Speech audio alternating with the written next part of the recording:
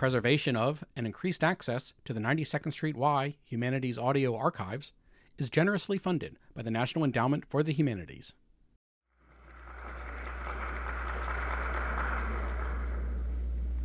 The applause you just heard was for the size of the audience.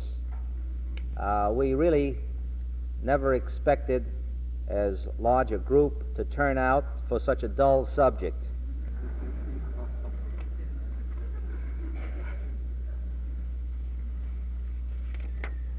I'm going to make the introduction very brief because I know all of us are waiting impatiently to hear the words of our speaker and to engage in the discussion which must ultimately follow.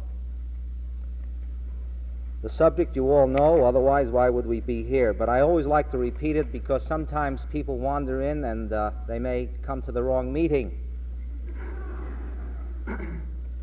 So the subject today is the Jewish approach to sexual maturity. Is there anyone here who made a mistake? Raise your hand, we'll refund your money. Don't repeat that. The speaker of the evening, it's always well to know who it is who's speaking, is Dr. Abraham N. Franzblau. He's member of the... I see you have some friends in the audience, even before you begin. That was Dr. Franzblau's brother-in-law. Dr. Franzblau is a member of the Psychiatry Department of Mount Sinai Hospital, member of the American Psychiatric Association, fellow of the New York Academy of Medicine, and he's dean of the Schools of Education and Sacred Music at Hebrew Union College. But strangely enough, it is not for these things that he is so well known, I suspect. It is because he wrote the book, The Road to Sexual Maturity. And tonight, he's going to speak on the subject, as I said before, the Jewish approach to sexual maturity. Dr. Franzblau.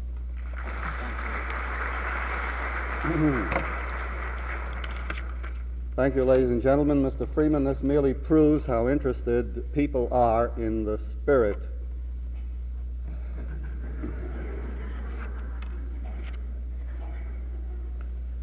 I'm very glad to be here this evening. The introduction was mercifully short. I noticed that Mr. Freeman said now at the beginning of the lecture, if you want your money back, you can go get it back. He didn't say that he would repeat this announcement at the end of the lecture.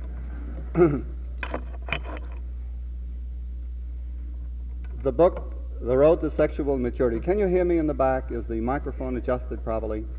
The book, The Road to Sexual Maturity, which was mentioned by Mr. Freeman, was the result of a considerable amount of work on my part, a number of years of effort. As a matter of fact, it was begun many, many years back.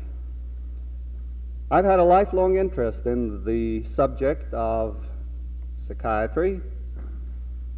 Some of my very intimate friends know that I wrote a book on psychoanalysis at the age of 22. This was the time when Freud's work was beginning to be known in this country to a very small group of people. It was not too well known. Lots of people were asking questions. Not many people knew the answers. So I wrote a catechism on psychoanalysis at that time. I think it is to my credit that the book was never published because in the process of asking many, many questions, I found that I needed to know a little bit more about myself before I tried to answer these questions. And so I've spent the good part of a lifetime finding out a little bit more about psychoanalysis. I guess I could also say that I've had a lifelong interest in Judaism. When I was 14 years old, some of you may know the gentleman that I will refer to, Mr. Ephraim Ishkishor of blessed memory, came into a class where I was a pupil, and he said to me, "Abe, do you think you could get a yarmulke and a pair of long pants by tomorrow?" I found it possible to get a yarmulke and a pair of long pants, and so my career as a Jewish teacher began when I was 14, and you all know that that's exactly 100 years ago. So I have had a lifelong interest in these two fields. Formerly, there was great hostility between psychoanalysis and religion, all forms of religion, Judaism as much as any of the others. But this hostility has given way to peace between these two fields. You know, when two people are up on top of the mountains like David and the Goliath and are hurling things at each other, it's very easy for them to find the proper invectives and to be properly angry at each other. But when they get down in the valleys where human beings are in need and they devote themselves to helping people, it's very hard for them to be as angry at each other as they started out being. And this is pretty much what happened in the field of psychoanalysis and the ministry. When they began to meet on common ground and began to help people in hospitals and in various other kinds of places where these two professions were naturally related, they found more points of common interest, more points of mutuality than they found points of difference. And so the history of the last 20 years or so has been a history of rapprochement between psychoanalysis and religion. And I think it's especially true in the case of Judaism, because in this field it was that the first professorship in pastoral psychiatry, the first full professorship was ever established, and that was a professorship to which I was appointed in the early 30s at Hebrew Union College in Cincinnati. The first formal courses in teaching psychiatry to ministers, in this case Reform rabbis, took place there in Cincinnati in the early 30s. Psychoanalysis and religion have a lot in common. They both have to deal with the same types of things. In this field that we're concerned with tonight, love, marriage, family living, the best teachings of both agree. We have found that both of them must deal with such subjects as love and hate, with such subjects as lust and self-control, sin and guilt, the self, the individual, and society, the conglomerate of all individuals.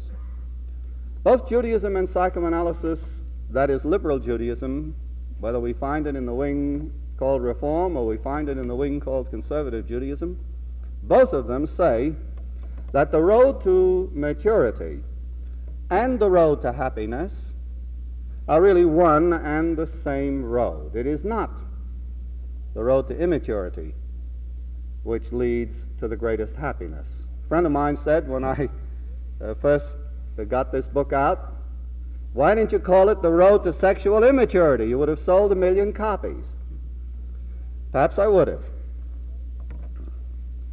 It is not the unbridled expression of one's impulses, nor, on the other hand, their total suppression that leads to happiness, but rather sublimated gratification, the elevation of the impulses to a degree which is acceptable in civilized society, and then their gratification. Not total selfishness or total selflessness, but relatedness and mutuality.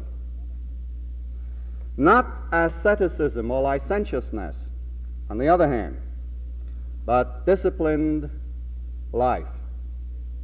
Not the here and the now exclusively, as some of the materialists advocate, and not pie in the sky when you die, as some of those who believe in retreating from life advocate, but a progressive, robust morality which is wholly this worldly while thinking also of the future.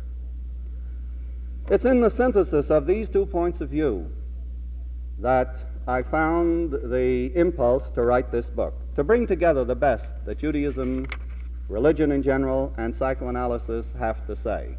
Now, you will not find Judaism nor psychoanalysis cropping up on the pages as such, but those who know both will know that this book strives mightily. It may not succeed mightily, but it strives mightily to accomplish both. What is the book about? It traces how we learn to love from infancy up to maturity. It shows how we learn to be human in the process, because in the process of learning to love, we learn to become human. And if we did not love, we could not be human. The thing we call love is not found at all in the animal kingdom, except at the very apex of God's creatures, the one we call man.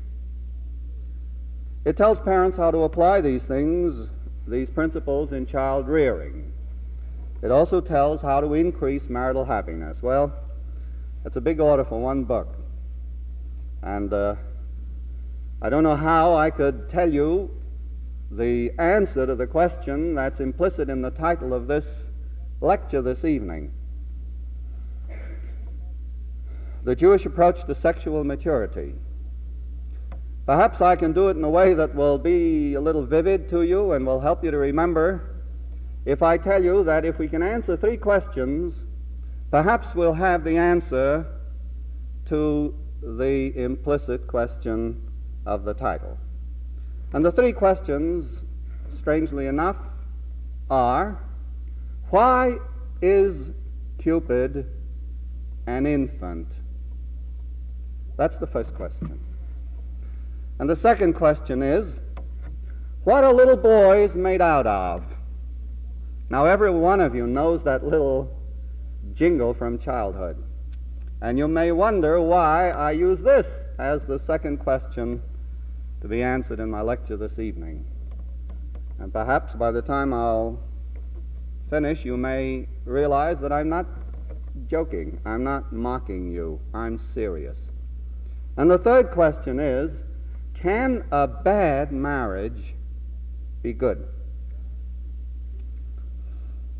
My first question: why is Cupid an infant? Now, it's an interesting thing that from the beginning of time, Cupid has always been depicted as a little cherub, a little rosy-faced, plump-bodied cherub of very mischievous mien, flying around with his quiver of arrows and suddenly putting one in his dart and letting it fly. And depending upon the point of view, woe or joy to the one whom it hits. Because once Cupid's arrow hits you, that's it. Now, it's an interesting thing, as I thought about this, that it's accepted. All the great artists, from the first ones who ever painted this cherub, right down to today, use the same little artistic conceit in depicting Cupid. There's no variation. Oh, he may be a little fatter or a little skinnier, but it's always the same picture of Cupid that we see wherever we see him painted or portrayed in sculpture or any other way. Why?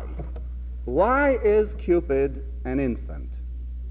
You would think that they depict something else to indicate love, falling in love, marriage, romance. What have little infants in the cradle got to do with romance? And yet, interestingly enough, when we start thinking about this subject, we find that there are amazingly striking comparisons between the infant in the cradle and little Cupid as representing adult, mature, romantic love. First of all, the little baby in the cradle needs his mother, and needs his mother exclusively, can brook no rival whatsoever. If you watch what happens when a child gets a rival in the form of a new sibling, you will see how true this is. In this particular book, I have a whole chapter on the subject called The Great Betrayal. The great betrayal in the life of every individual already born is the birth of the next sibling in the household. Because no child can ever understand why, having him or her, the parents needed anyone else. The child wants the parents exclusively, especially when the child is the firstborn. And is not this exactly what lovers want? They want each other exclusively. They want no interference. They want no rivals. They want each other exclusively and forever. Jealousy among lovers is a commonplace. The law will not punish, at least juries very rarely convict anyone who finds this pledge of exclusiveness in marriage violated and takes the law into his own hands, the unwritten law, so to speak. So if you want to shoot anybody, this is one case where you can get away with it without any trouble. Exclusive possession of the loved one, same in the cradle and the same in love. A second thing that we find exactly the same, the need to overvaluate. The need to overvaluate. You can find this with every little boy who talks about his father. No father was ever as wonderful as his father. No man could ever accomplish as much, was ever as strong, as wise, as handsome, as beautiful, if it's the mother, as kind, as loving, as generous as the child's parent. That's one of our troubles all through life. We have to get to adjust our mature concepts of our parents to our infantile concepts of our parents, which are of an entirely different and opposite character. In the one case, reality means nothing. In the other case, reality is all too disturbing when, with our mature adult eyes, we look at those godlike creatures that once were our parents. We need to overvaluate, and the same thing is true in love. Any young man who's just fallen in love will tell you without hesitation that his girl, and it's a wonderful thing that he does, it would be horrible if it weren't so, but he tells you that his girl is the most wonderful person that ever lived. She is the most beautiful, she is the smartest, she is the kindest, the sweetest, the most adorable, the most lovable, and so on, and he goes on, sometimes ad nauseum, telling you about it. And the same thing about a girl who's just met a young man. He is strong and he's handsome and he's so good-looking. And then you take a look at this fellow that's so good-looking and you wonder, where are the eyes of this young lady? Love is blind. And this is one of the reasons, one of the indications for it, because one must over-evaluate. If one did not over-evaluate, the picture might be an entirely different one, because there is this need to ally oneself to another individual for life, for better or for worse, not only when things are good. And the overvaluation makes possible that gushing emotion, that fantastic thing that happens in us when we fall in love. And there's a second phenomenon involved in this overvaluation which is even more remarkable than the first, and that is that each of us, listening to the evaluation of us from the loved one, immediately accepts it as true. So it becomes a four-cornered malady, fortunately.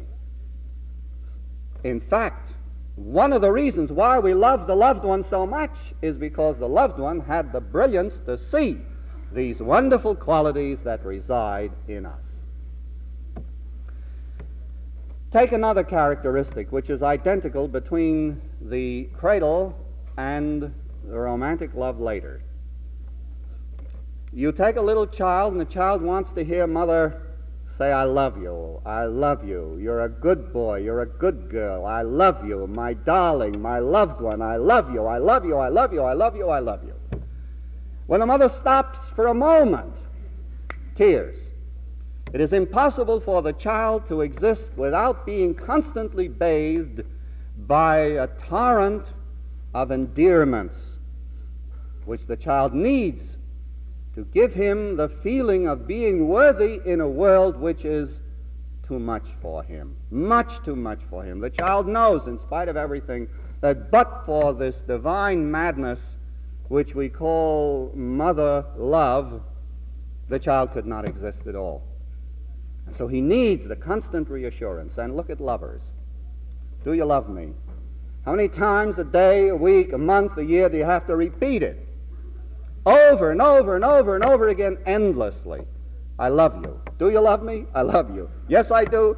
Do you? You looked a little crooked. You looked a little cross-eyed. Do you still love me? Will you love me forever? I love you, I love you, I love you. The endless repetitions, the endless need for reassurance goes on and on and on and on. And don't think that this is merely a fantasy. It is a reality. This need that we have is a reality, because look at what happens with unrequited love.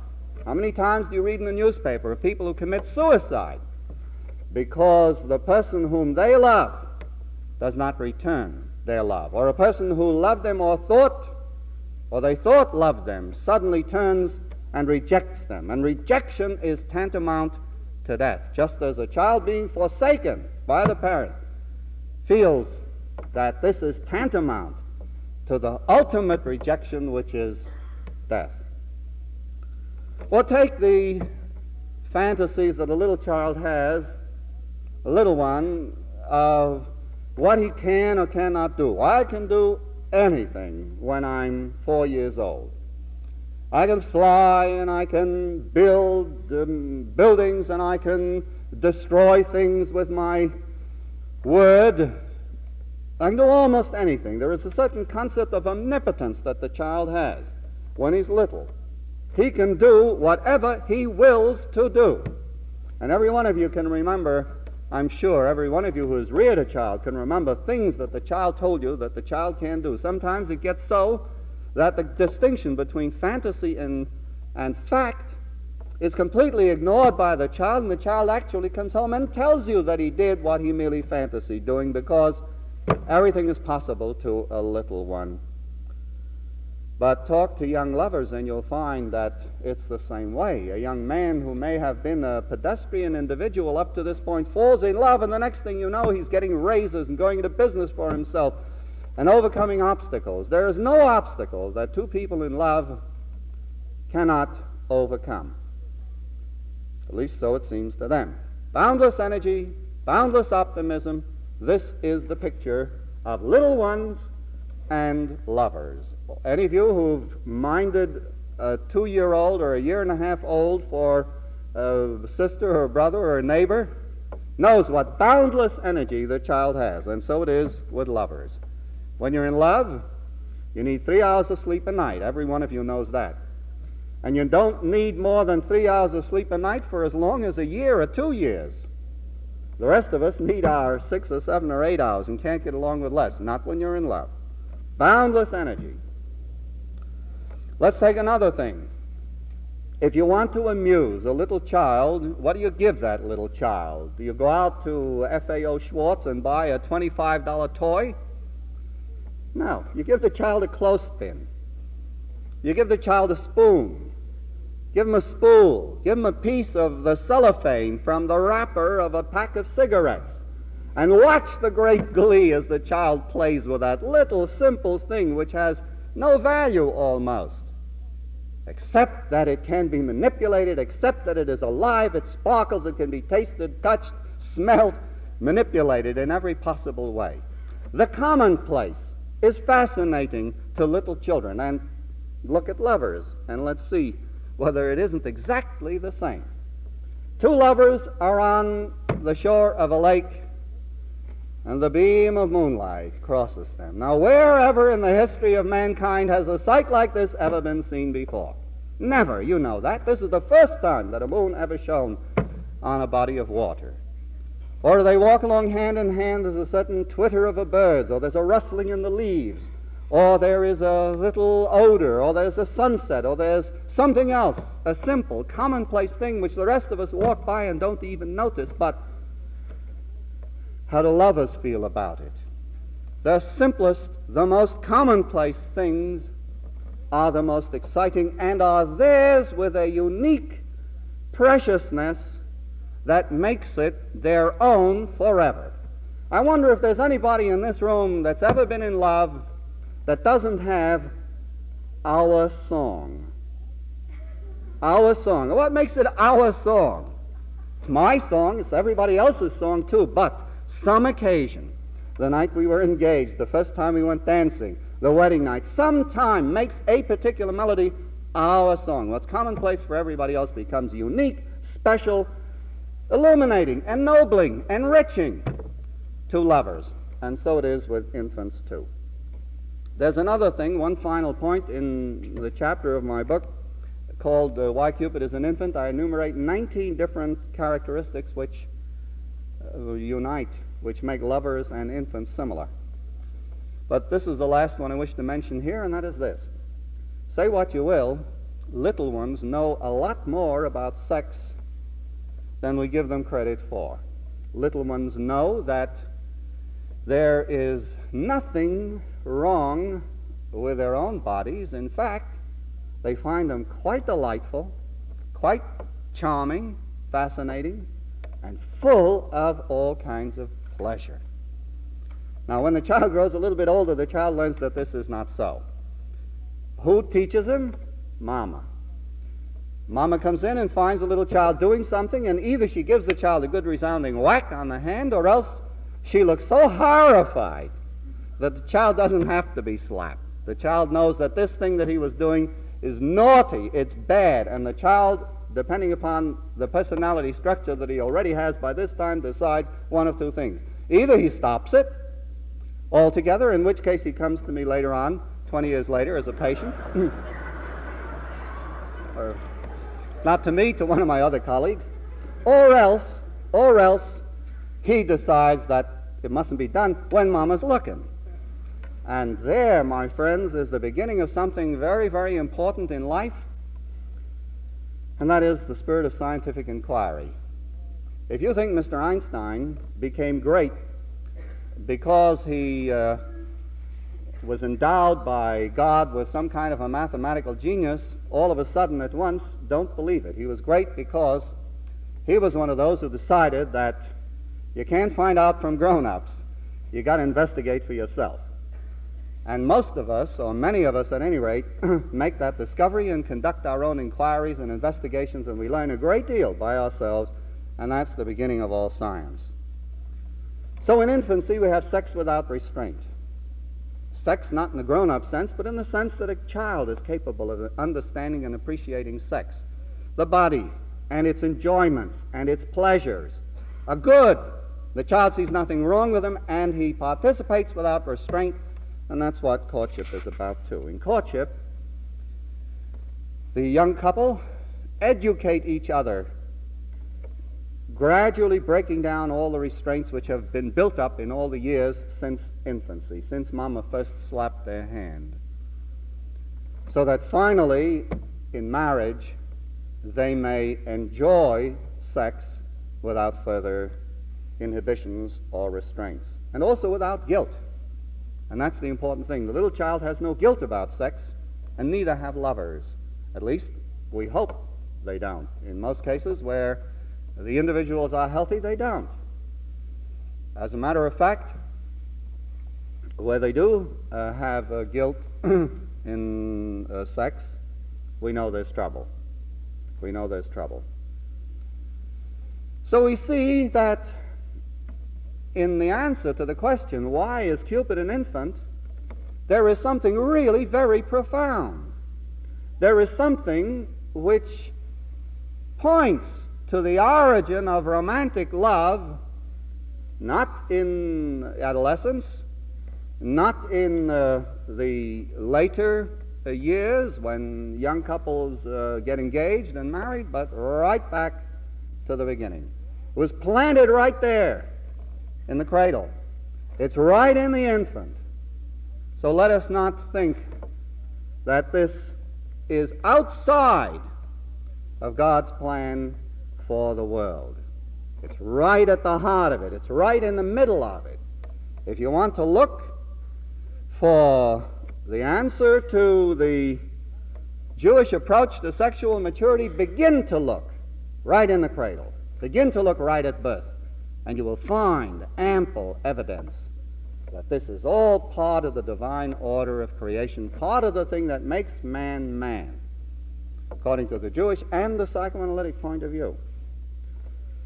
And now my second question. And what are little boys made of? You know the old jingle. And what are little boys made of? Snips and snails and puppy dogs' tails. And such are little boys made of. And what are little girls made of?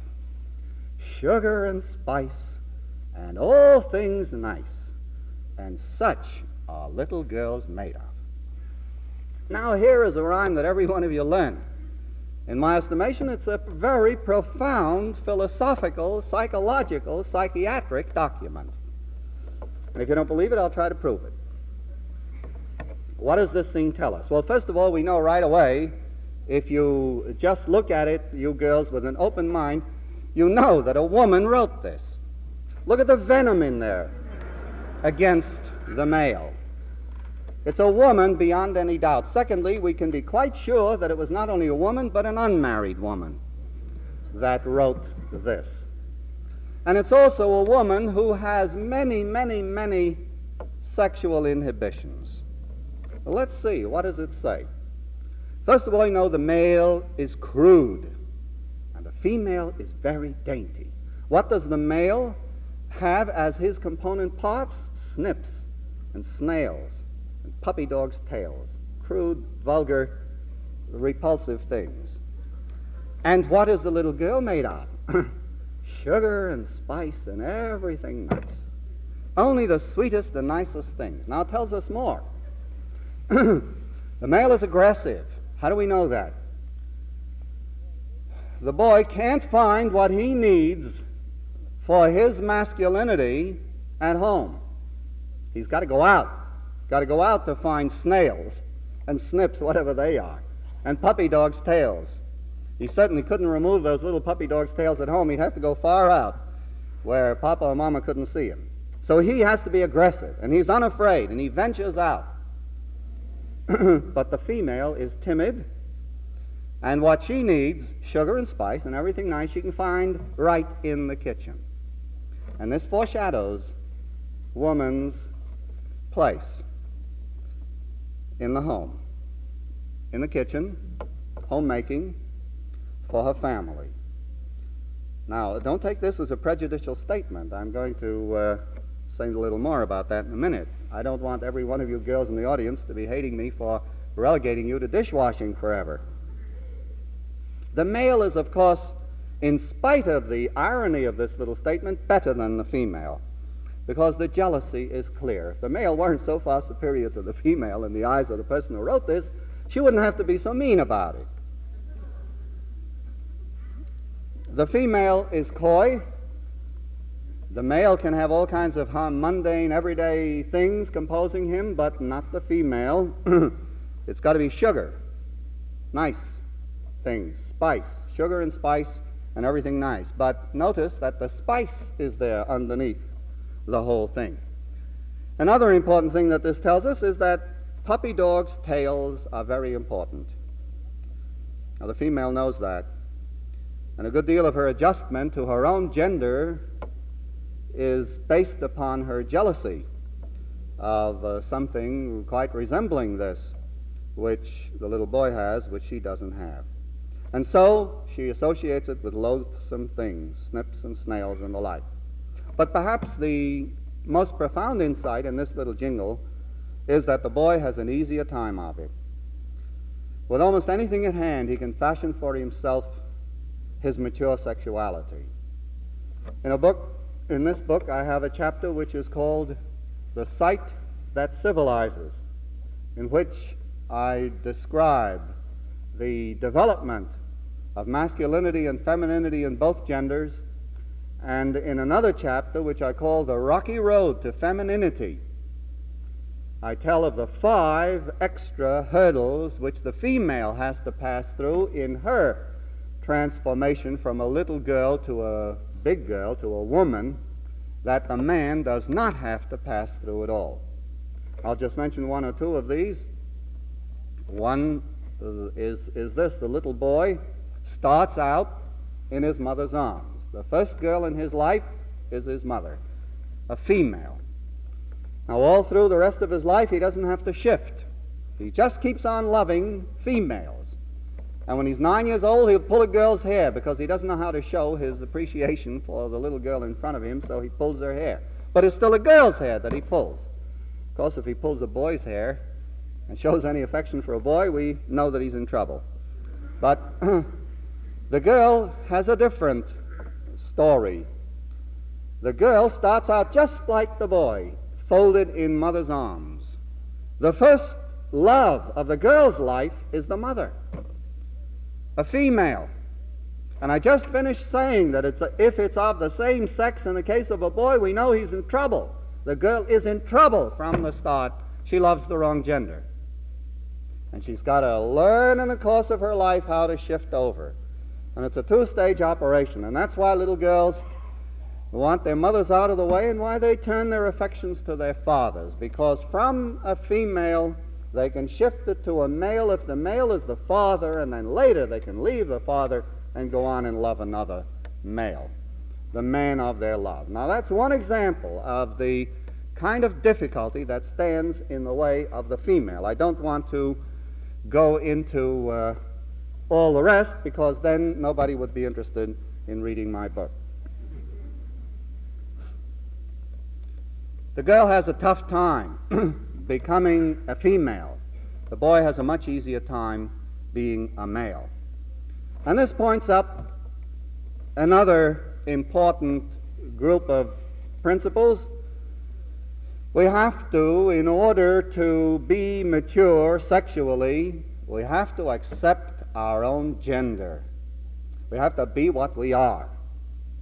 Men have to be men and women have to be women.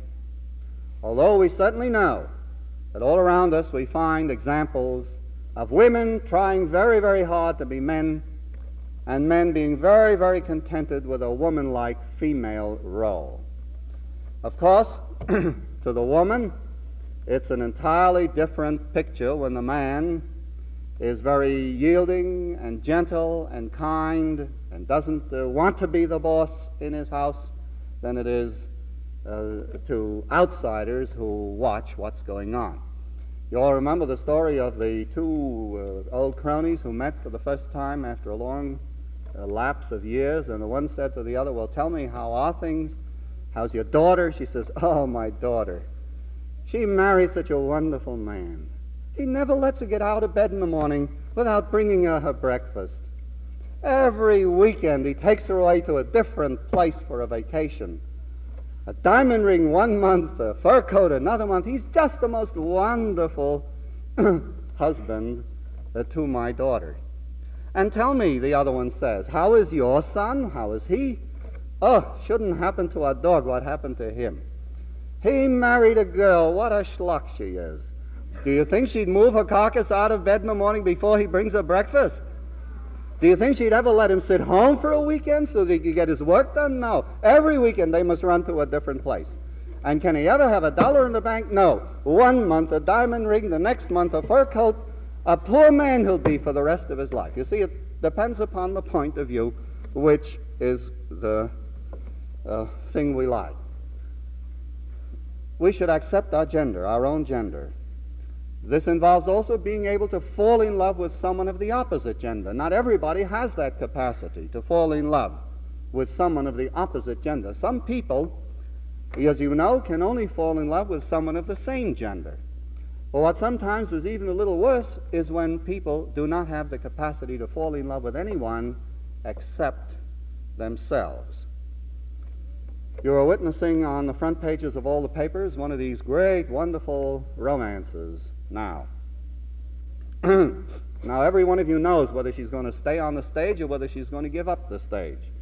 And whether she's going to have 22 rooms in her palace in Monaco or whether she's going to have 69 other places to live in, etc., etc. Every detail in the life of the people involved in this romance, as also in the case of the last 14 other romances that preceded it, was blazoned forth on the front pages of every newspaper of the country. You also know one other thing, and that is that 6 months from now, or a year from now, or 2 years from now, we'll have the same thing all over the front pages with the same principles, only it will be in reverse. This time it'll be the divorce that will be on the front pages of all the newspapers of the land. Because these people do not have, by and large, I wish the young lady and her loved one well, but these people seemingly do not have the capacity to fall in love with anyone but themselves. When someone throws wide open the doors of their private boudoir and invites 150 million or 160 million people in to take a look, to see everything that's going on there, we know that something isn't quite kosher in this household. There must be the desire for home and children. People who marry without wishing to establish a home and without having children are not what either Judaism or psychoanalysis would call healthy. They must be willing to work. They must be ready to pay the price of happiness, to work at their marriage, to work at the job of rearing their children. They must be willing to let their children grow up and not keep them forever youngsters. The breaking of the silver cord is a very important part of growing up, which parents as well as children must collaborate to accomplish. There are many children who won't beat at their bonds enough to break them. And there are some parents that make the bonds so tight that the child can never succeed in breaking them. They must also be willing to invest in tomorrow. The old Jewish tale, going back to rabbinic times, the Talmudic times, of the old man that was hailed by an emperor as he was trimming vineyards of fruit. He was a very, very old man that had not, of trees that had not yet borne fruit, and he was asked, "Why do you work in this vineyard when you know that you will never eat the fruit?" And he said, "I did not come in to a world that was bare, and I do not intend to leave it bare." We plant century plants, although we know that we shall not eat the fruit of them, because we have the capacity to invest and the courage to invest in tomorrow. And this is an aspect of maturity. In a mature household, the husband is the head of the household. Now, I know that some of you may not like that statement. I remember when a kind of razor, I hope Mr. Remington is not in the audience, came out advertising 2 heads and then 3 heads, I said to myself, isn't this strange? The good Lord intended that 2 heads or 3 heads should be better than one. He would have created us that way. I think the good Lord intended that a family should have 1 head, not 2 heads or half a head. 1 head. And that head, by every law of nature, needs to be the husband. The husband may be masterful, should be, and yet supportive of his wife. He should be passionate, of course, yet tender and considerate and thoughtful. The wife should accept her lot and her role as a homemaker and be happy with it. She should enjoy her gender and cherish the privilege that goes with her gender, enjoy her sexuality as much as her husband enjoys his. She should love children and not feel her life complete without bearing and rearing them. And she should be uncompetitive of her husband. It's funny, some of you may think that I should stand here before you and say this. Some of you read my wife's column and may wonder how I can maintain this. There are 2 types of career women, my wife and all the rest. But seriously, there are 2 types of career women. One type of career woman is a woman who is greatly endowed by nature with talents, with abilities, and so on. She is able to be a good wife and a good mother and a wonderful homemaker, leaving neither her husband nor her children ever feeling that they have been deprived and neglected. But on top of everything, she has more than this occupies, than this utilizes. And so she can then go out and have a career and do whatever her talents enable her to do.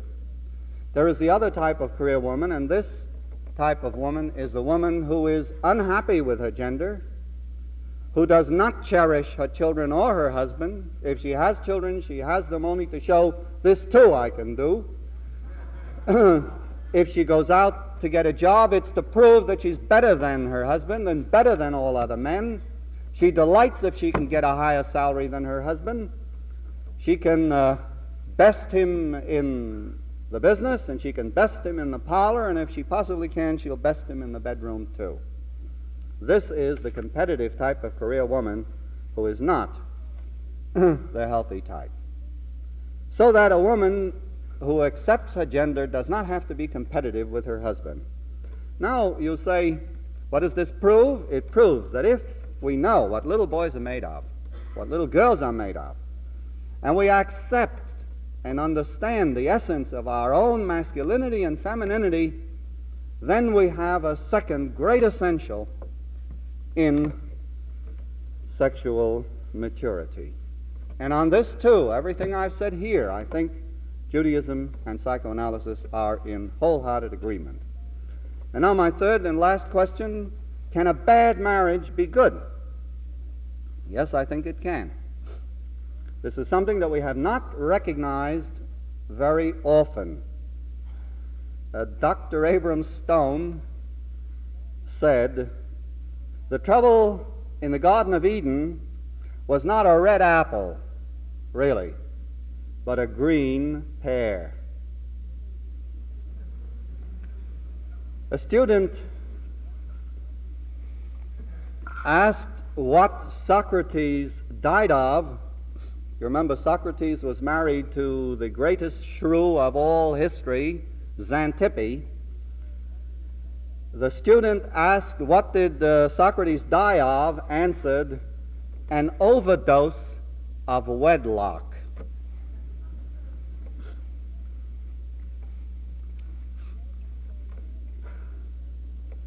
We often say of people around us, what do they see in each other? You take a look at a couple that are about to get married. Well, no, that's a bad example, because all of us love a lover, and when we see bride and groom, we get all weepy and watery inside, and everybody thinks it's just wonderful and grand. That's why people love to go to weddings. And nobody thinks that a bride ever is anything but beautiful, gorgeous. And it's a funny thing, all brides do look beautiful. Look in the Times on Sunday, and you'll see that all these brides are beautiful. Look at them a year or two later. And then you take a look and you say, what do they see in each other? It's a funny thing, what they see in each other. If you look at some marriages, you find like this. They beat each other. They bang each other's heads. They fight.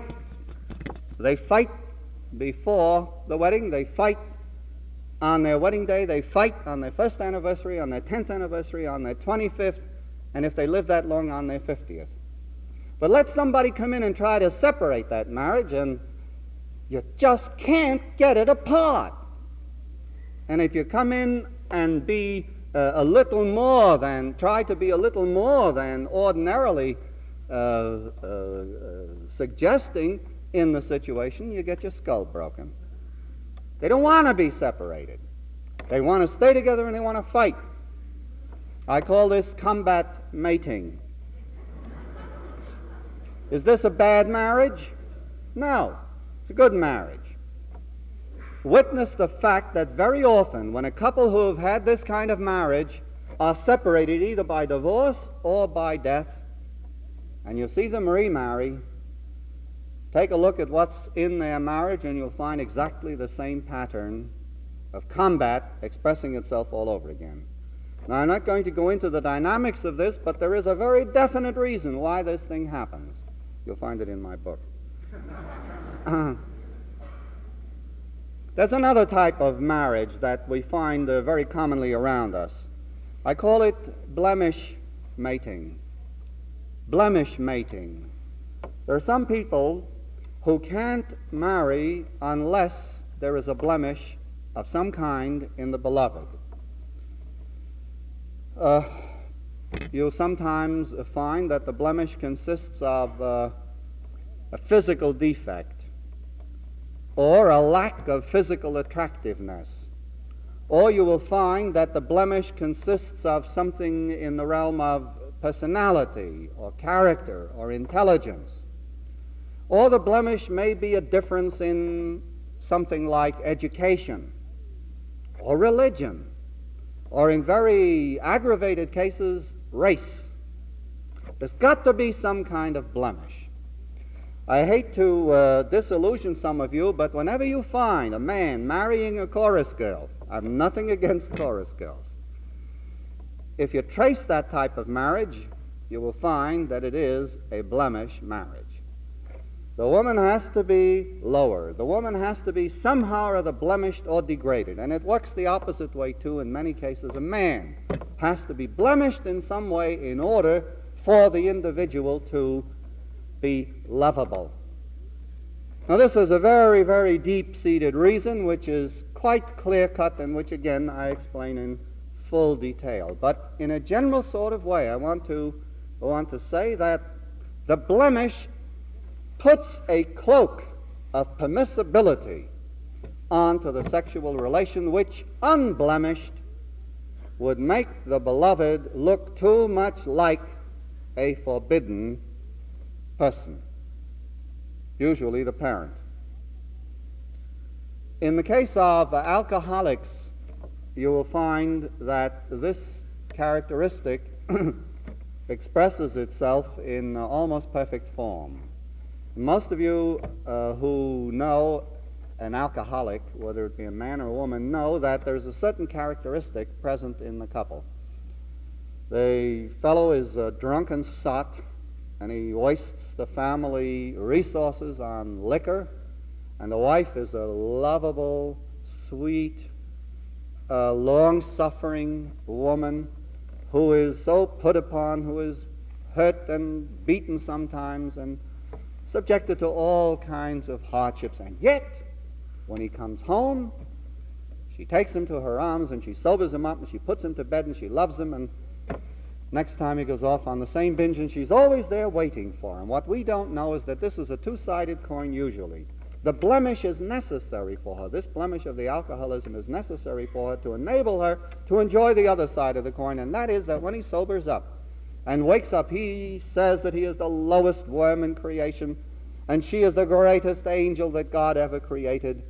And he adores her, and he worships her, and he promises her that never, never, never, never again will anything like this happen, because never is he going to bring this horrible pain upon her, and the speeches go on and on and on, and then they can melt lovingly into each other's arms, and all is wonderful. Till next time. Both sides of the coin are equally necessary and desirable. His blemish of alcoholism is her great need, and her blemish of being unable to stand up for herself and change his behavior is his need. Another kind of marriage is a dollhouse marriage. There are a whole list of types of bad marriages, so-called, which are good marriages. I can't list all of them, give them all the attention that they really deserve. Dollhouse marriage. What is dollhouse marriage? Dollhouse marriage is where a young couple marry, and they do so, of course, either at the urging or with the permission of the parents, and the parents just hover over them like angels, like ministering, loving, devoted angels. Of course, they furnish the apartment, and the children have nothing to say about the color scheme. Mama likes brown, so the furnishings are all brown. And as far as lamps are concerned, Mama decides that the lamps in the house have got to be green, so they're green. And if the children have any preferences, they either keep quiet or else they get their heads bashed in if they dare to express what's what. Furthermore, the kitchen does not belong to the little wife. The kitchen belongs to Mama, because Mama either comes in and cooks the food or else she brings it in already cooked. She tells the girl what kind of pot to use, and Lord help the girl if the girl thinks that a different kind of pot is the right kind of pot or utensil to have in the kitchen. And so it goes on. The son, of course, works for his father or his father-in-law. It's worse when he works for his father-in-law because he gets a position with a high-sounding title and no authority whatsoever. Every decision has to be made by Papa, and if he ever dares to make a decision without Papa, he gets his head bashed in. At the end of the year, having gotten a salary way out of line, he now gets a bonus, which is equal to his salary or bigger than his salary. Then a baby is born. That's the great event. Now, father, the grandfather, loves to stop in on the way to business. And then at lunchtime, well, he's reached the age where he can afford to take an extra hour, so he comes up for lunch to see the baby. Baby is so cute when she eats. And then on the way home, he quits a little earlier and he drops in. And, of course, he has to be asked to stay to have a bite 4 out of 5 times. And then, of course, the evenings they spend. Sunday is a care, because already they're ringing the bell at 8 o'clock in the morning. They want to be with baby and play with baby. And the young couple's privacy flies out the door the minute a baby comes in the door. This is dollhouse marriage. Now, for some people, it's wonderful. Some people get along fine in this kind of marriage, and when you have the needs of the couple met, it's a good marriage. And this is the crucial point. It's not what they see in each other, it's what they need in each other which determines what they want, and if they get what they want and what they need, they will have a good marriage. Well, I could go on listing all kinds of marriages. I'll just mention one more, which is not such a good marriage, but which for some people is quite all right. It's the marriage which I call triangle marriage, or the ménage à trois, as the French call it, the household for 3. This is the sort of thing where the husband's best friend comes around and is there all the time, and what goes on between the best friend and the wife is nobody's business.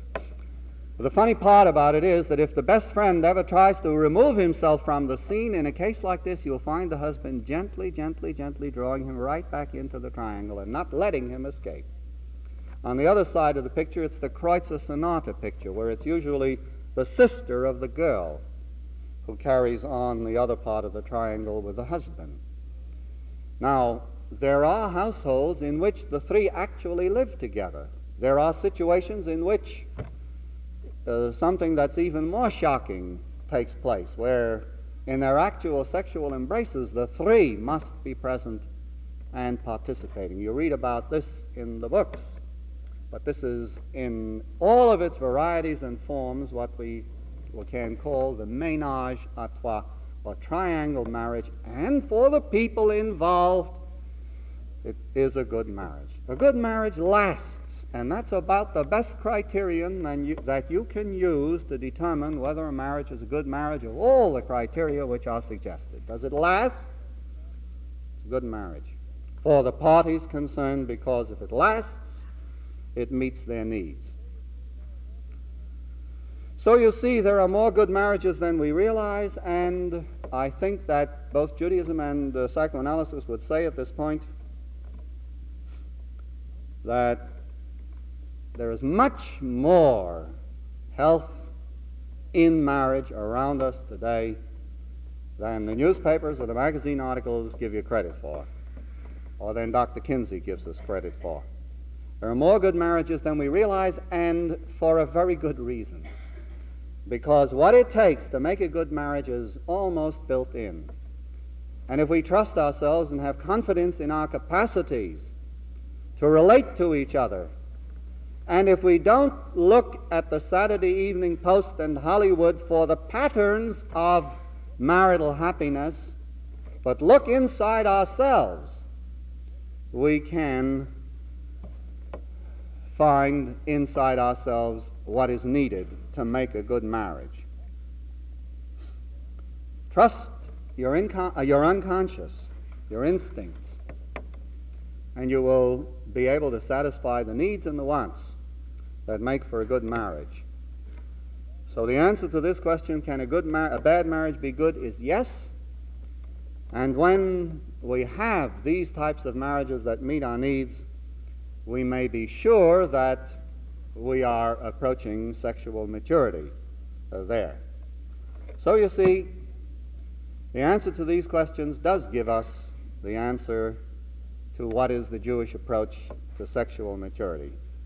The essentials are inborn, right in us, from birth.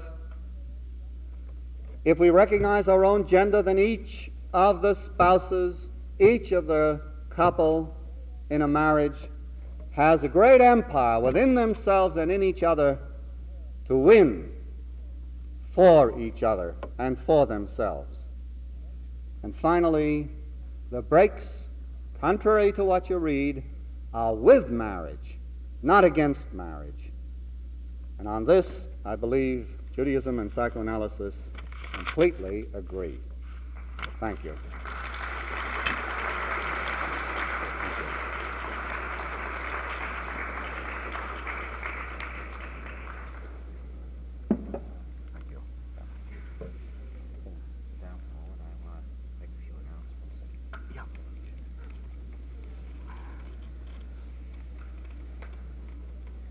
I suspect that there are one or two questions you may want to ask.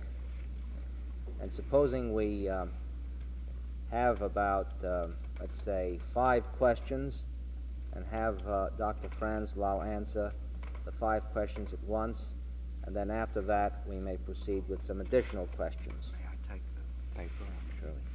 Copy them. Is there anyone who has a question? We'll start in the back. Fine. That gentleman in the back. Yes.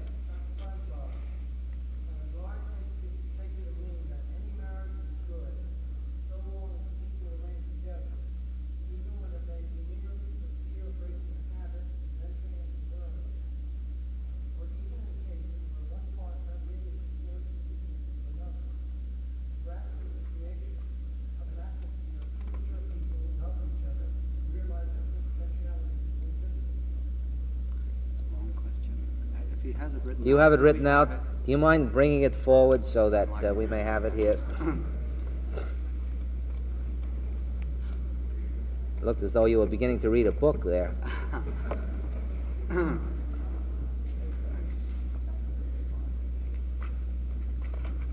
Did everyone hear that question? Good.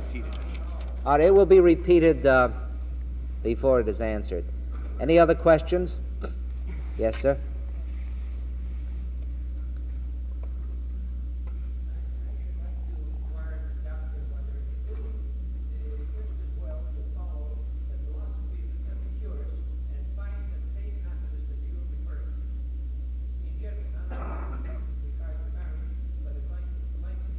Everybody hear that question? No? Isn't it just as well to follow the philosophy of Epicurus in everything? That was the essence of the question, and achieve happiness thereby. Yes?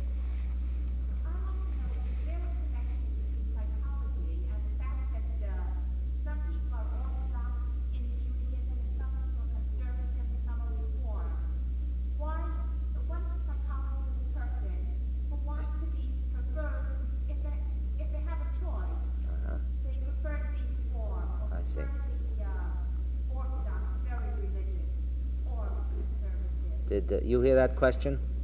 Rose, did you hear it? Harriet, did you hear that question? You did? Good. I just wanted to see whether it reached the back there. All right. Any other? Yes.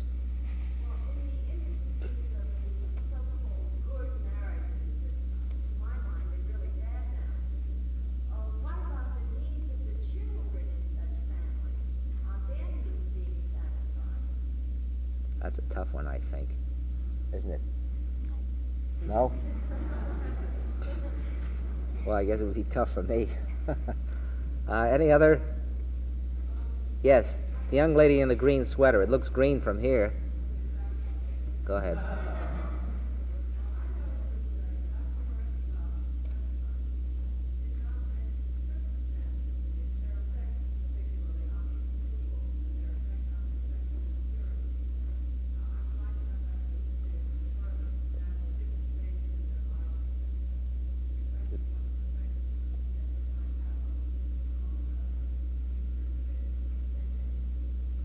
Would you want to clarify that? What kind of? Yeah, What kind of circumstances are you referring to? Oh, I see. Environmental circumstances. What effect these have on marriages? Yes, sir? All right. Let's stop.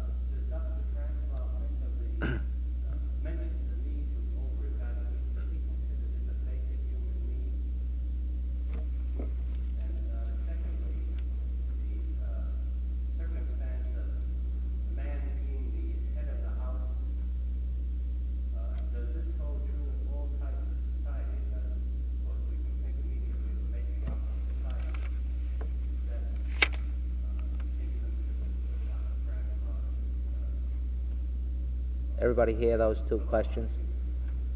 Is there really a need to over-evaluate, and is it always necessary in every type of society for the male to be the head of the household? Dr. Franzblau, you want to take a crack at these few to start with? We're going to keep you here all night anyhow. It's all right. I don't care. I have no home.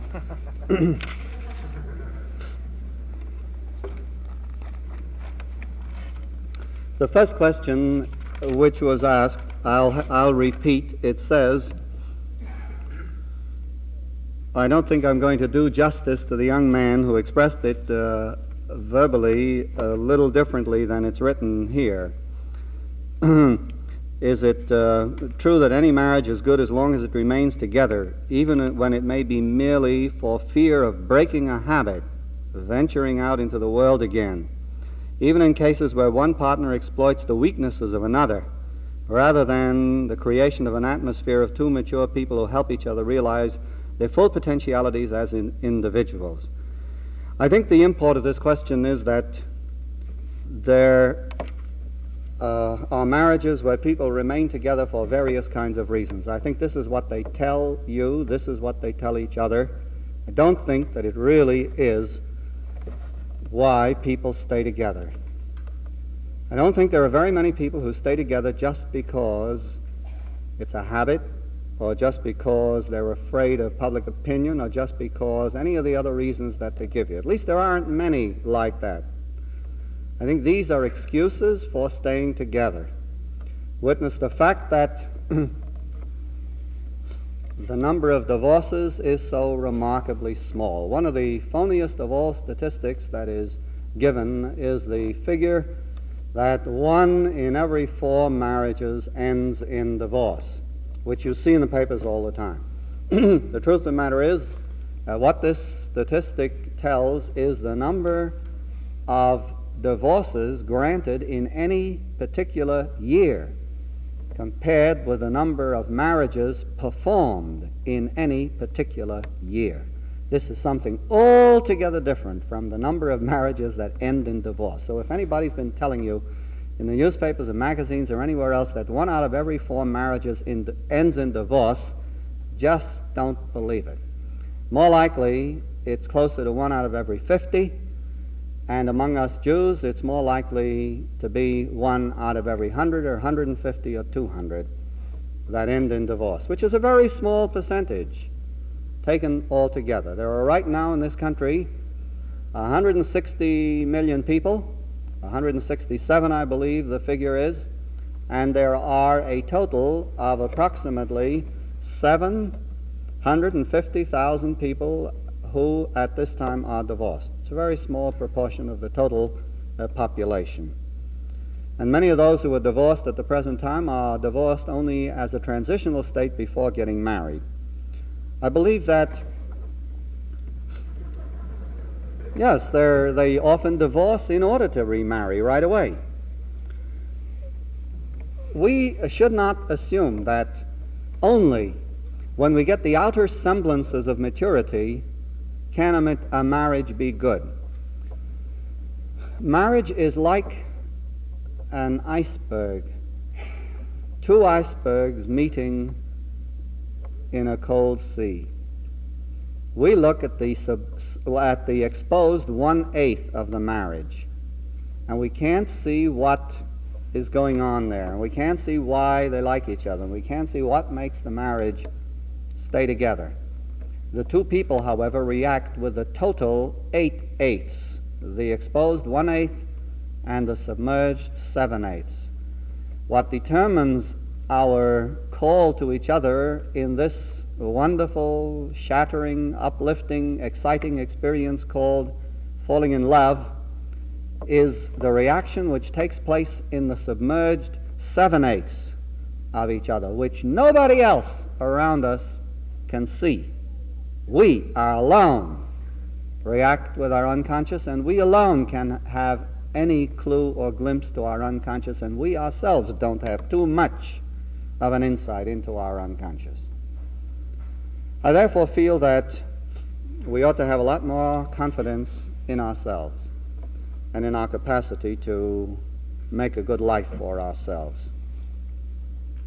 That's the first question. I'd like to tie this in with another question, number 4, where the young lady asked, what about good marriages, which to her, she says, are really bad marriages, in relation to the needs of children?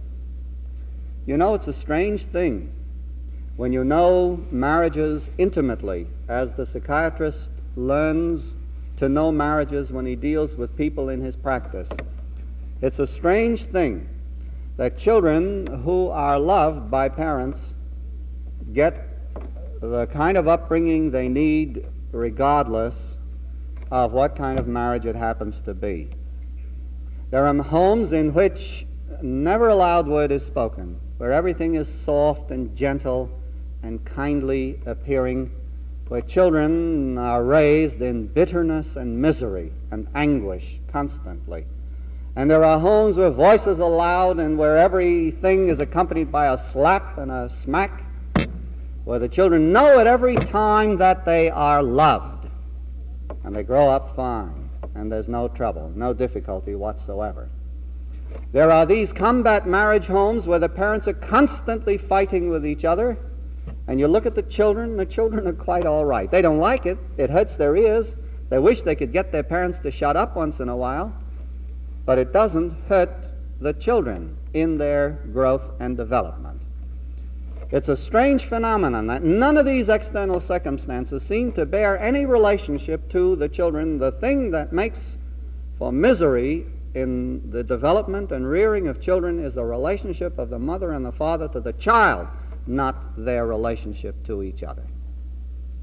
You got fathers who are horrible to their wives and beat them regularly, but love their child, love their daughter, and the daughter grows up blossoming in the midst of it. And there are mothers that are neglectful and miserable and hostile to their husbands, but love their daughters and their sons, and the sons and daughters grow up wonderfully. There are women who rear children though they are widows. There are fathers who rear good children though they are widowers. Children are reared in all kinds of circumstances, out of a trunk in the back of a theater, in a jail, as we read now in some of the Scandinavian countries. The thing that a child can't grow up without is love. That's what makes the difference. That's what makes a child flourish and blossom. It is this torrential stream of love which I spoke of before, pouring out. The thing that is what I call the divine madness, mother love, which makes the determination of whether a child will be well reared or not. And I'd like to tie this with another question which is asked, the 5th question, the one right after this, about circumstances in their effect on the children. In other words, money, education, the general environment, and the like. You know, all these factors have been studied by various investigators insofar as their relationship to the happiness of marriage is concerned. You remember studies beginning way back. Terman's study made about 20 years ago was one of the most exhaustive and extensive, and there have been others, Burgess and a host of others. I don't have to list them all here. And every one of them took various circumstances and tried to draw correlations between these circumstances and happiness in marriage.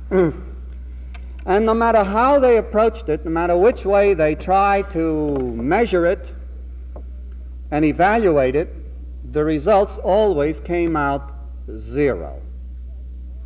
The only interesting finding that Terman, at least one of the few interesting findings that Terman brings out in his study, was that it was not the individual complaints at all, but the totality, the aggregate of the claims, of the complaints, the total number that decides. In other words, couples that have 3 complaints against each other, their marriage gets a certain type of rating. Now, it does a good one usually.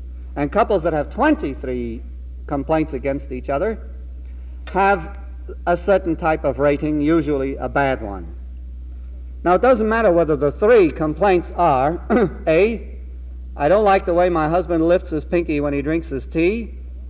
B, my husband uses a kind of toothpaste that I don't like and he insists upon it. And C, I don't know what else, something equally ridiculous. Or whether these 3 are, my husband beats me every night, my husband has no sexual desire for me, no sexual attraction, my sex life is terrible.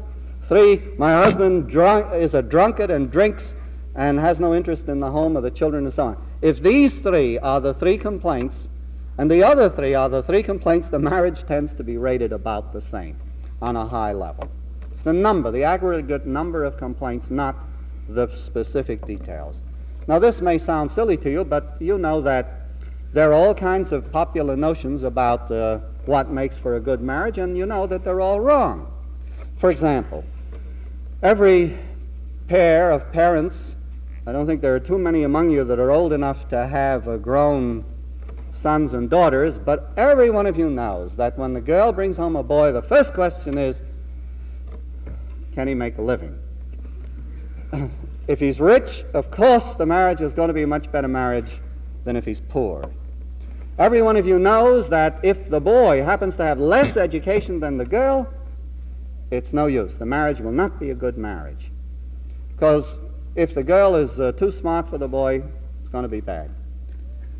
Another factor like this, if the girl is 2 inches taller than the boy, you know for sure that this must not be. And you've got to move heaven and earth to prevent this marriage because it can't be a good marriage. And so on down the line. Every kind of circumstance, differences in culture, difference in education, difference in background, difference in this and that and the other, all are supposed to be bad for a marriage. Even difference in religion, which many people feel is beyond any question going to destroy the marriage.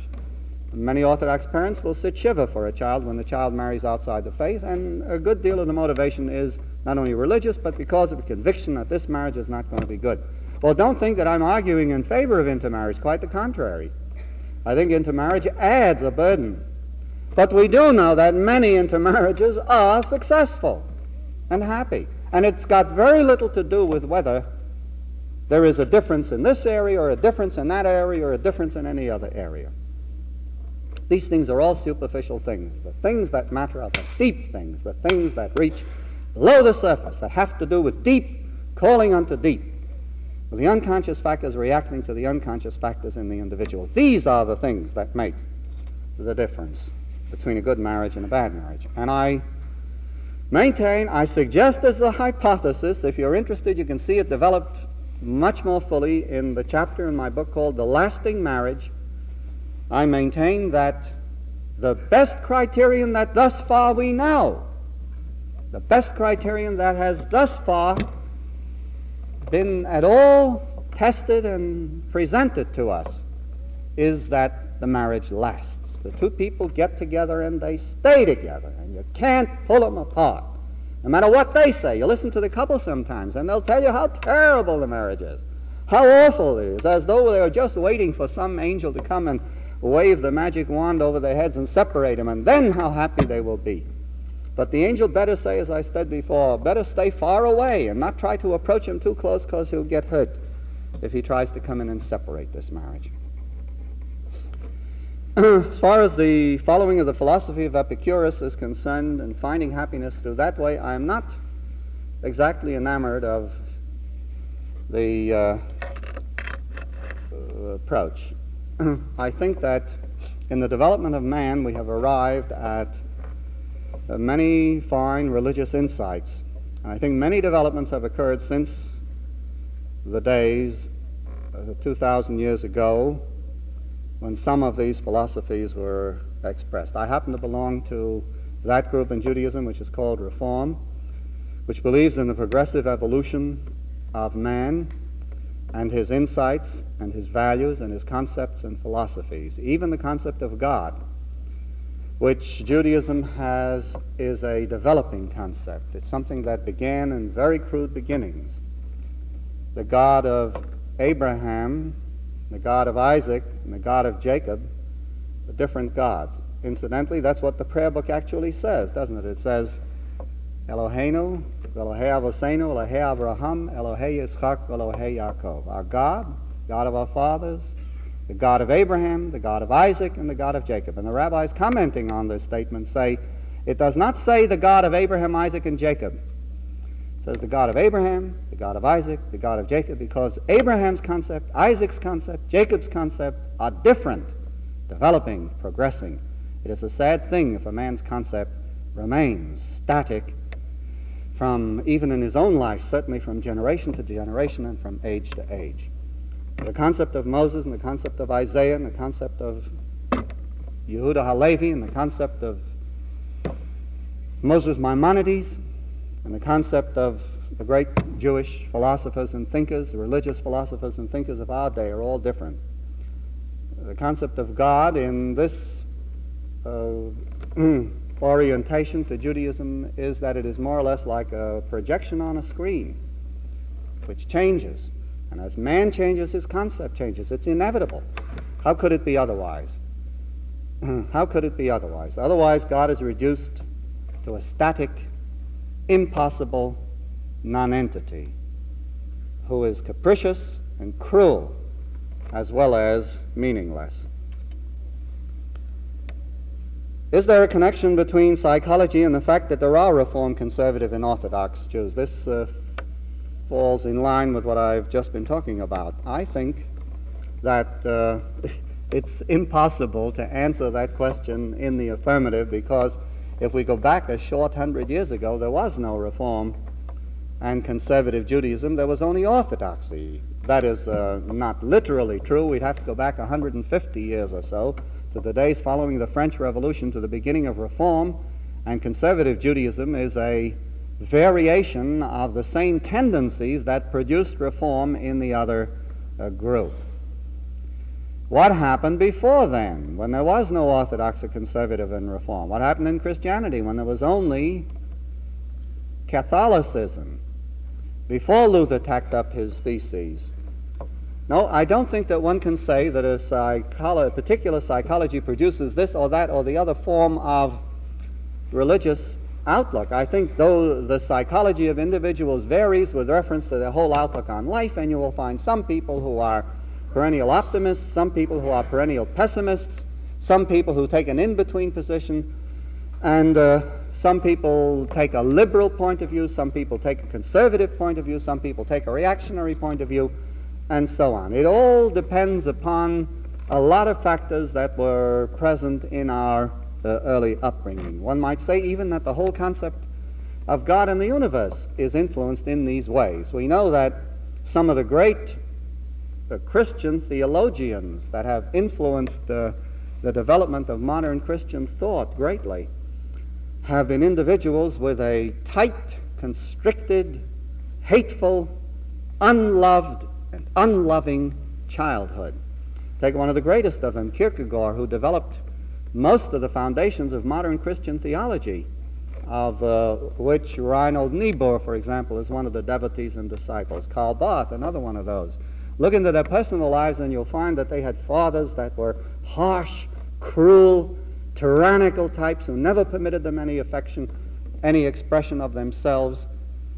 Kierkegaard, for example, tried to marry, tried to fall in love. He couldn't. Some of you have read the novels of Franz Kafka and know how he struggled to find a way of expressing love, of relating to something in the world, and he couldn't. Where one has that kind of a father and that kind of a constricted home, that kind of an unloving environment, the whole world must look black and forbidding and constricted and gloomy and pessimistic. Whereas when one is reared in a home where there is loving, A relationship between parents, one can conceive of a God who is the God of love, who loves his creatures. One can look to him as a father in the finest sense of the term, and life takes on an entirely different aspect and meaning. It's interesting that in the attitudes toward sex in Judaism and Christianity, we find also the kind of home life coloring the religious outlook and the religious outlook coloring the home life. Look at Christianity. What do we find in the Godhead? We find that in the birth of the figure who is the prime figure in the religion, Jesus, there is a factor introduced which is not present in the birth of any one of us or any one of your children.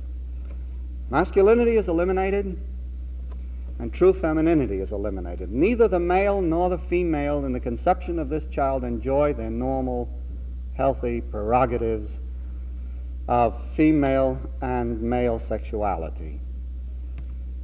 Mary has a virgin birth, and not Joseph, supposedly Jesus' father, conceives him, but the Holy Ghost. The highest devotees of the religion, priests and nuns, accept celibacy as their way of life. Now, while sexuality is not rejected, it is accepted as a necessary evil.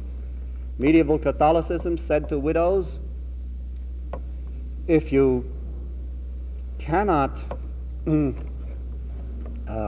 stand it, remarry. But the highest form is to take all your possessions and give them to the church and come into a monastery and be a nun after the death of your husband. Who was it that said it is better to marry than to burn? That is as far, St. Paul I think it was, it is better to marry than to burn. That is as far as the religion as a whole goes. But as far as Judaism is concerned, there is a robust morality, marriage, family, children, relatedness between parents and children, relatedness between the parents. It's an entirely different kind of an atmosphere, and it colors the attitude toward home and family, and it colors the attitude toward marriage and life in general. See, are there any? Yes, the need to overvaluate. The need to overvaluate. Is this a basic human need? Yes, I think it is a basic human need. We constantly operate in this fashion. It seems as though nature has endowed us with the capacity to overvaluate, to help us over the humps of our daily existence. I wonder how many of us would be able to face life if we had to face it in all of its naked truth all the time. I wonder how many of us, if we were physicians facing the patient who is mortally ill, could actually tell that patient of his impending death. Truth of the matter is that where it is done by thoughtless physicians, the patient refuses to accept it 9 times out of 10. It is interesting that as death approaches, nature draws a kind veil of oblivion over our eyes. The very few people die knowing that they are dying. Nature helps us over. Nature over-evaluates, screens, protects. If the little infant knew how helpless he really is, and wasn't given the feeling by the ministrations of his mother that he is the most wonderful thing in the world, the most potent individual, and the master of all creation. Look, he snaps his fingers, he cries, Mama's right there. Whatever he wants, Mama's right there. He feels like Aladdin with his genie. And it's good that he does, because if he didn't, if he had to face the reality that left alone for 24 or 48 or 72 hours he would die, he would not be able to face life and continue existing. So this need to overvaluate is an important aspect and basic to all of human life and survival. Also, when we are up against it in some critical situation, we tend also to overvaluate our resources, fortunately.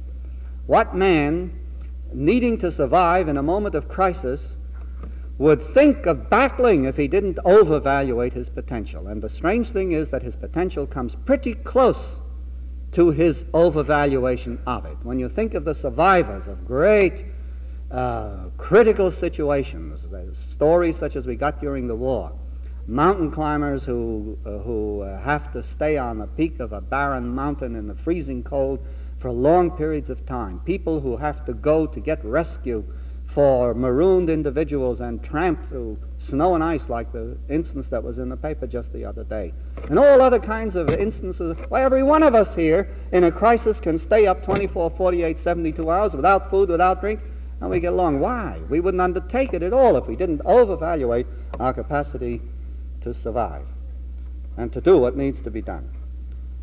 The last question that was asked here is about the circumstance of man being the head of the house. What about other types of society? My friend pays me the compliment of not quarreling with my stricture here, that man should be the head of the house. He says it's true in this society. I expected a lot of you, especially among the ladies, to quarrel with me about this statement that I made, that man should be the head of the house. But he doesn't. He accepts that in our society man is the head of the house. What about other types of societies like the matriarchate? The matriarchate is a stage in the evolution of our societal form. You might ask a similar question about other forms of sexuality. Among the Greeks, for example, we had homosexuality, quite common.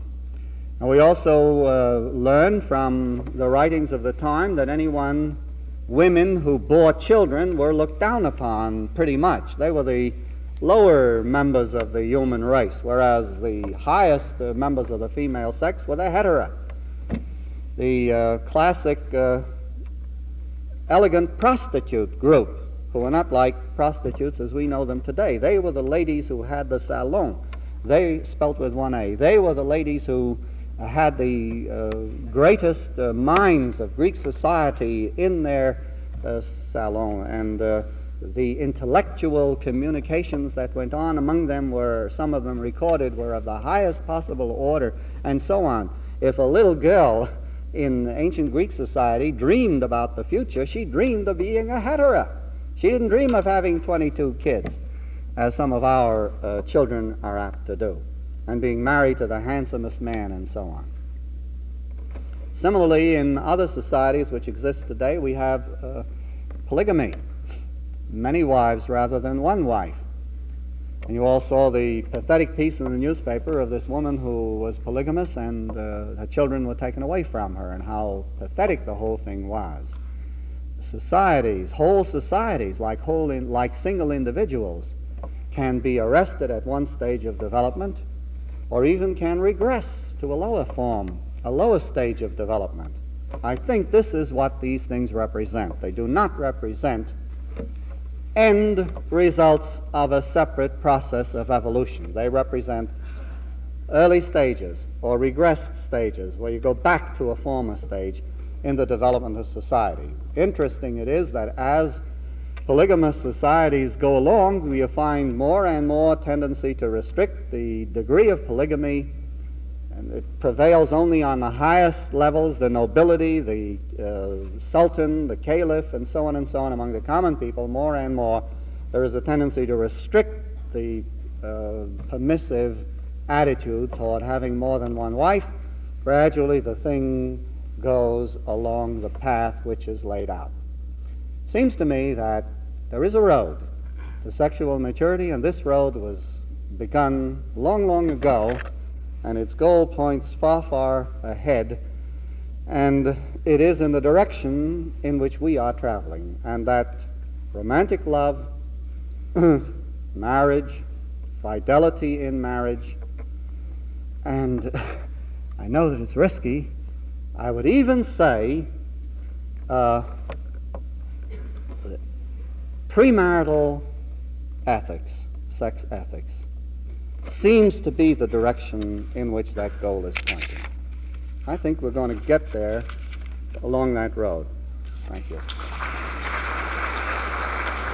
Now, just a moment. May I have 1 minute of your time, and then those of you who want to leave may do so, but all I want is 1 minute. because there are 3 important announcements I'd want to make for your good, not for mine. So just a minute, and then you'll be able to catch that train. The first announcement is that there is an outline or a short summary of Dr. Franzblau's presentation, which will be available outside the door as you leave, so that you may be able to read it on the way home, and perhaps some of these facts and ideas may sink in a little further. And then the second announcement, remember there are only 3. The second announcement is this book, The Road to Sexual Maturity, that you heard about. I think Dr. Franzblau mentioned it once or twice in his presentation.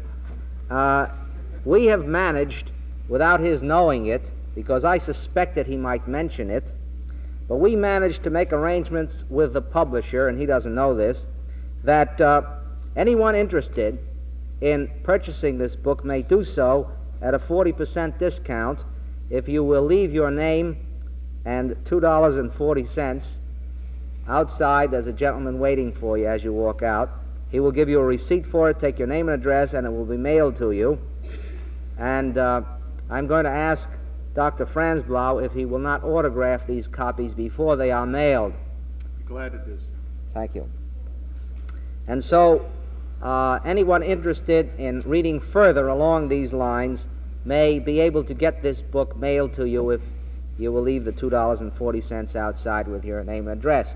Now, I don't say this because I want to sell any books. I say this because one of the purposes of a forum is to interest people in exploring a little more deeply some of the subjects or topics touched upon in a somewhat casual way, because after all, that is all that can be done within this short space of time.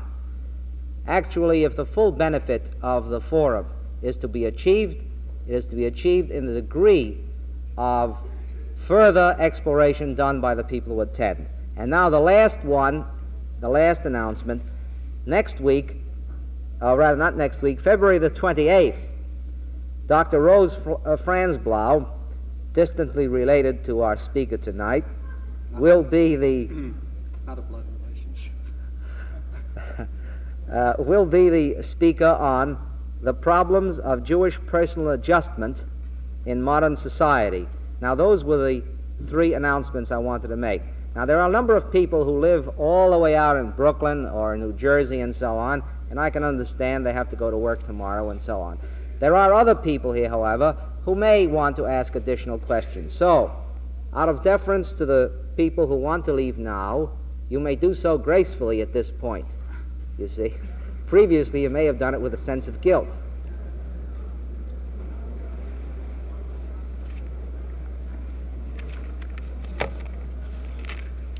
And those who want to ask a few additional questions may remain behind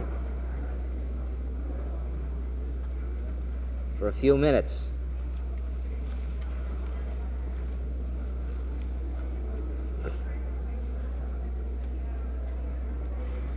And the others then may come up front here, so that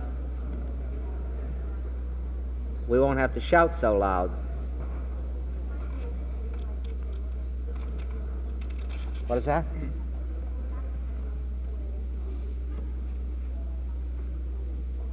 I'll discuss that with you. Yes. Okay. Now, just a moment. Let's all get settled and calm. About how much more time? Well, how long do you think? Another 10 or 15 minutes? Let's make it another 10 minutes, all right, altogether? Supposing we have just... take the questions one at a time now? Would you rather do it that way? Well, sure. I think it'll be a little okay. easier now. All right, want to step up here then and right. we'll take them. As the questions are put then, Dr. Franzblau will answer them. Yes, that seems to be a very insistent question. 2 short questions. All right.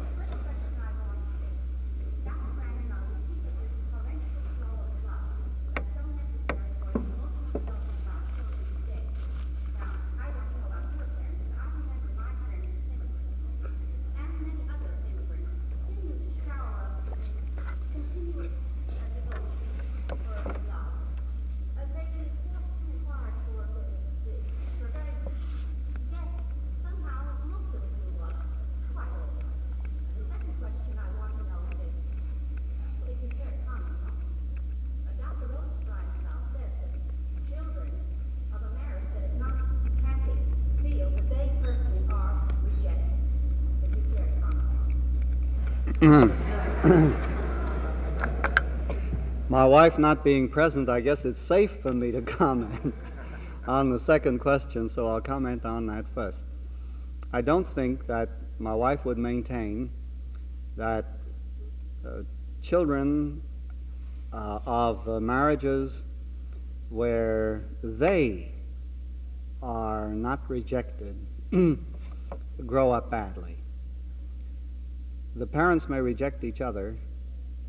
The parents may have all kinds of difficulties, as I mentioned before, but if the children are accepted by the parents, or even by one parent who gives them enough, they can get the modicum of satisfaction and gratification of their need for being loved that is sufficient to bring them along toward maturity. The first question, which I want to comment on second now, excuse me, it just slipped out of my mind. You see, that's the danger of asking it twice. Has it slipped out of your mind, or do you still remember it? Yes. I remember the question now. The question of whether or not we are children of immigrant parents is really immaterial. Immigrant parents, wealthy parents, makes no difference. Economics has got nothing to do with the case. Children... Coldness. What's that? Her point was there was a degree of coldness in the relationship, she says, between... Yes. Yes. No, that's exactly the answer that I want to make. It made no difference whether they were immigrants or not, rich or poor. The showering, whether it was overt or whether it was felt by the child, that was unimportant. The important thing is that it was there, because if it's there, it communicates itself to the child. Immigrant parents showed their children their love just the same as any other parents. A parent can show a great deal in the quality of the relationship, even when the quantity is small. Many mothers go out and work. Does that mean that their children, because the mothers are out half of the waking day of the child, that the mothers can only give the child half of the love, that the children are going to feel deprived of the other half? The child may be deprived of certain things, like the presence of the mother at certain hours of the day, but the child does not necessarily at all feel deprived of love. The mother makes up in the hours that the mother is with the child. The mother shows the child what she thinks of the child. I can't emphasize this point sufficiently, that it's not the overt manifestations, it's not the loudness of the speech in the home or the endearingness of the terms which the mother uses or the stroking of the child's skin or anything at all like that, which determines whether a parent shows, whether a parent demonstrates to a child her feeling. It is something deeper. It is something that communicates itself even to very little infants. Some of you may, in your experience, have seen the movies of Dr. Margaret Freese. Dr. Freese went into maternity hospitals and took photographs of mothers before their babies were delivered and at the moment of birth. She performed certain experiments immediately after the baby was born and before the cord was severed, and then also took movies of the first time that the baby was brought into the mother for nursing, for feeding. And in her movies, one thing becomes very, very apparent, that there are some mothers who already communicate to their child at the first contact, the first time they see them, certain things which the child immediately gets. In one instance, for example, you see a mother sitting in bed and you can see that she's uncomfortable, she's fidgeting, she's nervous.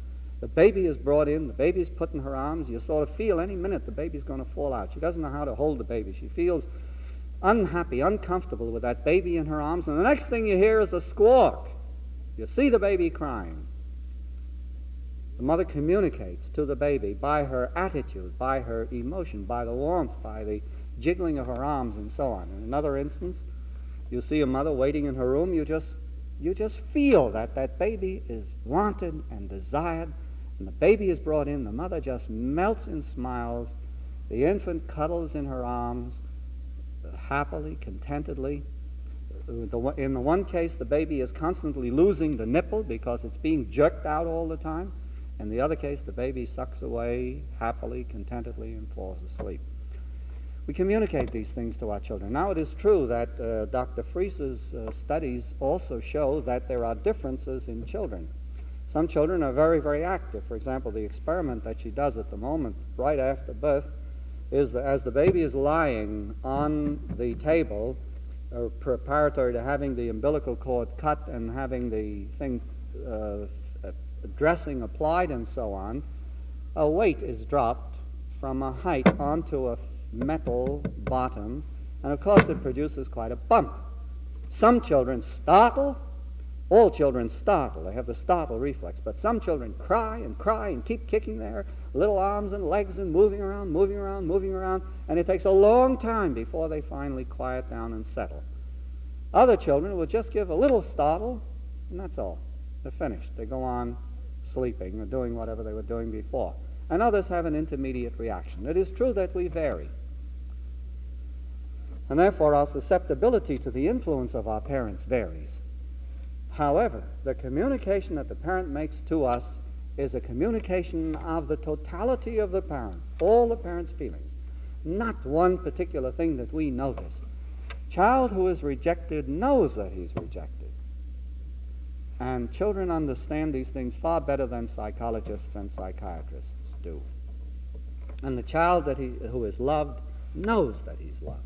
And the mother doesn't have to go doing handsprings all over the nursery 16 times a day to prove it to the child. Some mothers can't nurse a baby at all.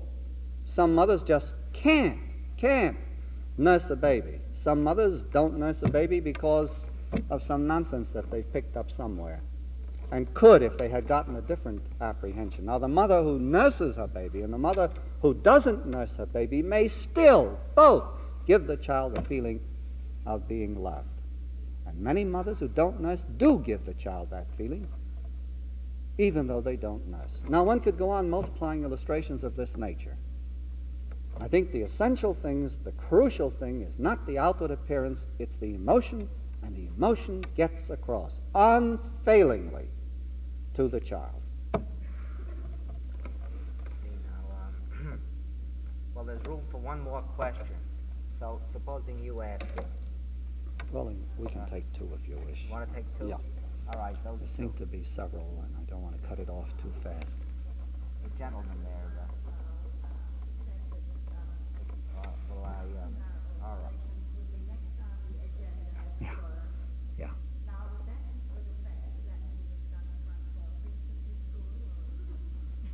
Well, yeah. I could make a quick comment on that. I think that we have our ground changing under us at the present time. There was a time when the basis of premarital chastity was that if one sinned in this respect, the dire results would be venereal disease or pregnancy. Fortunately, this ground has been cut out from under us. Fortunately, I say, because the knowledge of contraception, which is universal today, makes pregnancy, by and large, a rather remote eventuality. And the invention of penicillin makes venereal and the other antibiotics and sulfa drugs and so on makes venereal diseases a rather remote eventuality if one has a modicum of common sense. So that the morality then has no basis on which to stand unless one starts from an entirely different assumption, and that is that there is a way which is in consonance with the greatest ultimate development of marital happiness, the greatest fulfillment of the finest in human character, and that this is the way of premarital sex ethics, the following the paths of premarital sex ethics. Now,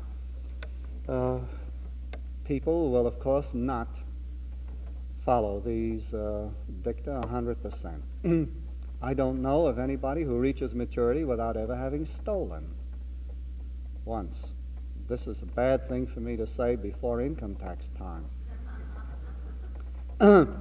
But there is a difference between the individual who says, I am human, I know that instead of claiming half of the expense of my car this year, I'm short of money and so on, I claimed all of it. God help me that the income tax collector should not call me to task for this. I'm sorry, I'm weak, I'm human, I was tempted, I couldn't resist.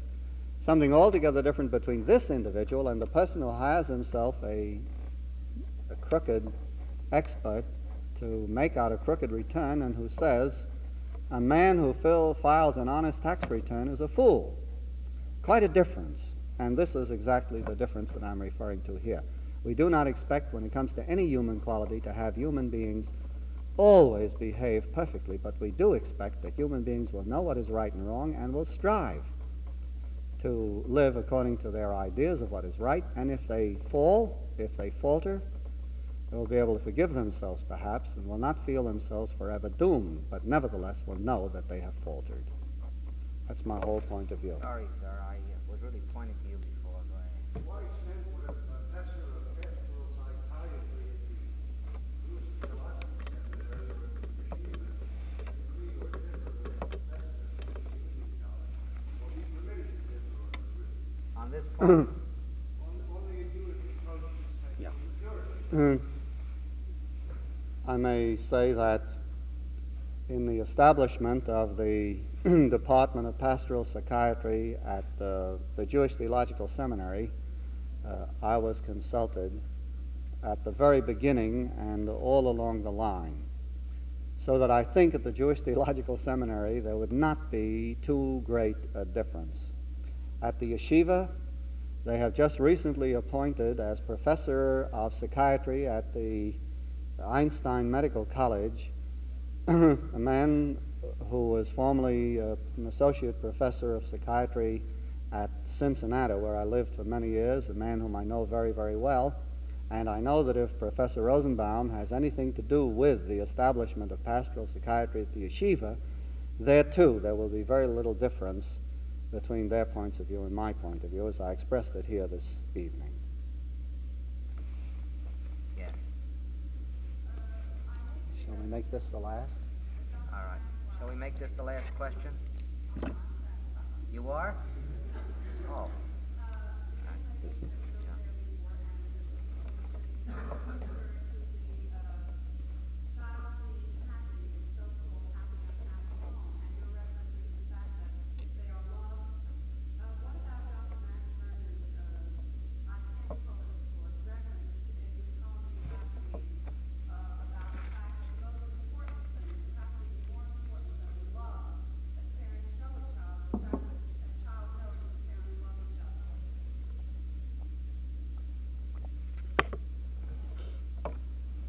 I like Max Lerner very much. I read his column quite often. After I finish reading my wife's column, if I have any time, I read his column. You know the right answers, too. That's why we gave you the last question. But I do not regard Max Lerner as the world's greatest authority on child rearing. I regard Max Lerner as a very excellent authority on sociology and political science and matters in that area, although Max recently has moved out to become a specialist in everything. But I would disagree with him in that respect, because I know that many children are well reared. I should perhaps pause and say that when I say well reared, I mean really well enough reared. Well enough reared. In homes where the parents have all these kinds of outward manifestations of inability to get along with each other that I talked about to some degree, and about which, if you're interested in reading that chapter on the lasting marriage, you can find many more manifestations of inability to get along, and yet children are well enough reared. We don't have to be perfectly reared. to get along in life. I think if we were all perfectly reared according to any formula, life would be very, very dull. The thing that gives us our individuality, our personality, our charm, those things are the things that come from one or another little distortions or peculiarity in our upbringing. All of us take our mother as our goal in finding a wife. But it would be terrible if all of us would be satisfied only with a woman who is exactly like mother, or perhaps it would have to be mother herself. We go further and further and further and further and further along the line, and it is the variations in our upbringing in this respect that make life interesting. And thank God for it, because if all you girls would want only a man who is like me, or if all you men wanted only a girl who was like my wife, well, the world would be a pretty terrible place to live in. That is, for all of the rest of you except me and my wife. I don't regard that as a crucial factor. The ability of parents to get along with each other I would place in the order of perhaps 10th rank, assigning the first 9 ranks, all of them, to the way in which the parents get along with the child. And I divide the first 10 into 2 fives, 1/2 being, I don't mean 2 fives, into 2 portions, 1 portion being the mother, and to the way the mother feels toward a child, I would assign a much larger portion for the first years. In fact, I would give all 10 portions to the mother during the first year. In the second year, possibly 8 portions. In the third and fourth years, possibly 6 portions. And later on, I would give the mother a 50 or a 40% apportionment there. I would give the father the rest. In the first year, to the father, almost nothing. You men don't go into the nursery to diaper the baby every night, and don't give the baby the 4 o'clock feeding and the 2 o'clock feeding every night, because baby will be so confused, baby won't know who's who or what's what. The men would be in favor of that. Yeah, they should be, because it's sound. Then later on, the fathers become more important as time goes on. That would take care of the whole first portion of it, and only after that would I put in what you are quoting Max Lerner as saying, that the relationship between the parents comes next. Max, having married a few times, may have a few feelings about this matter, which whip him around a little bit in writing these columns. I wouldn't agree with him. Thank you. Thank you very much. Thanks for listening. For more information on the 92nd Street Y, New York, and all of our programs, please visit us at 92ny.org.